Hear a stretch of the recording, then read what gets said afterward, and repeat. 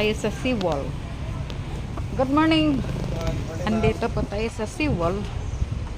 Medyo high tide. Papataas na yung tubig. Andito tayo sa tapat ng Tabuk sa seawall. So ito ngayon makikita niyo yung barko. Eastern Camiguin. That's Eastern Camiguin. Eastern Camiguin po. Pero hindi pa po siya lumalawig. Not traveling yet. So, ayan siya. Hindi naman kasi tayo pwedeng pumasok doon. So, dito lang tayo sa may seawall.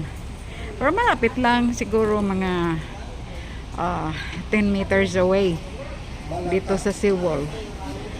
So, ito yon. Ito yung Tabuk. Sa unahan yan, Baywalk.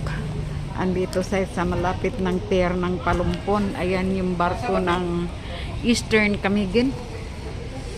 So, ito. Ito yung office ng ticketing ng barko. Ito yung ticketing nila. Ayan. Pero hindi naman tayo pwedeng basta ito yung office nila po. Ayan po yung office nila. Ayan. So, ayan yung tapos na po tayo. So, ayan. Ayan, may mga kargamento. Hindi ko alam kung paano yan. Ay, iyan yung way, yung halimbawa, sasakay ka ng mga pagbot. Ay, oo, tsaka yung iba pa. Diyan, dadaan. So, ayan na po sa ngayon. Bye muna po.